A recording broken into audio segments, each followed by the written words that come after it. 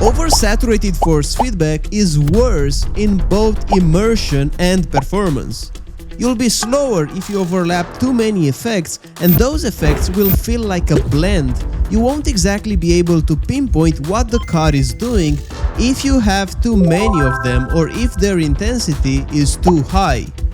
Stay with me, cause this is, in my opinion, a highly underrated topic. To start this, let me tell you a relevant story about the time I first got my butt kicker. Yes, the butt kicker. I had a lot of options to play with in terms of the vibrations I could get. Rumble strip effects, gear shift, acceleration, wheel spin, ABS, you name it. And I thought I'm quite smart. I thought I'll be able to add a bit of everything, and I've spent at least 1 month trying to find perfect percentages for each effect so that I can get the most out of that butt kicker. But I was wrong. If I would hyper focus on the feeling of the vibration, I could notice the effects, but when racing and really trying to push to the limit, it wasn't the same. But why? You see, what I've realized was that I wasn't smart. In a race, you have a lot of things going on, and what ended up happening was that all those effects start to blend in a weird way. The best thing to describe it is like oversaturation.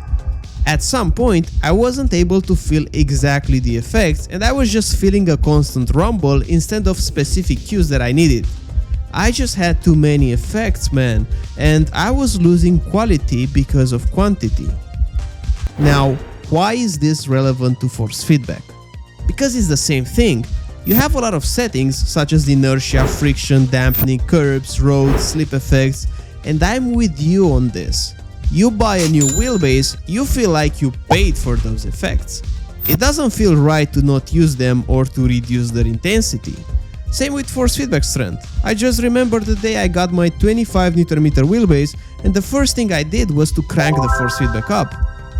And I'm not here to tell you how to use your products, but here's what I did.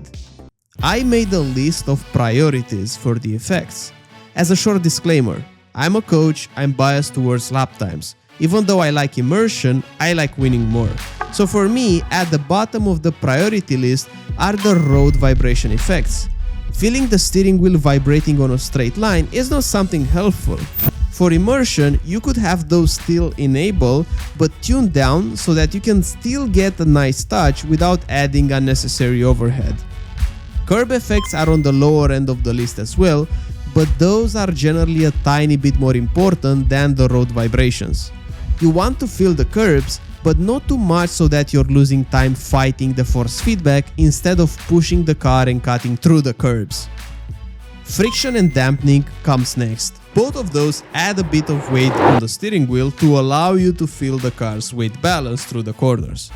The way you get the most out of them is in the lower percentages. Don't add 50% on dampening or friction, it's not realistic and for sure it will make your lap time slower. Instead, focus on the lower 10%. That's where the magic happens. Personally, I'm not using friction at all, I'm just using a tiny bit of damping, which is just enough to make me gauge the car's inertia, and it's also dependent on the wheelbase, so no matter what your wheelbase is, try to go in lower percentages for this damping and friction. Higher on the list is the actual force feedback strength. For better results, I highly recommend using specific strengths for different cars. In iRacing, you can do this easily by checking this box right here.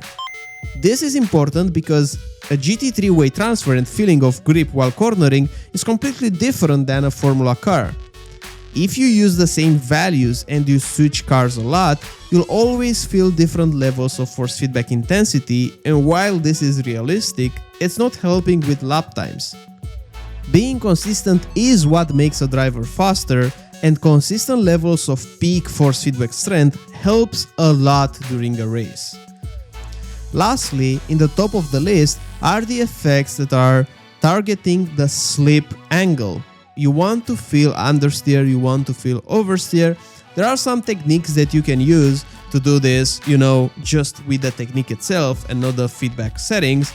But as a rule of thumb, if you have a setting like this, you really want to experiment with it and make it a higher priority rather than, let's say, road rumble effects. The advice here is that if your force feedback is oversaturated and you have a lot of settings added on top of each other in high intensity, you just have to experiment with lowering them gradually and then see for yourself. And if you want to see my force feedback series with drills, some in-depth explanations, and honestly, some of the things there took me years to realize, you can check out those videos right here. Go watch them.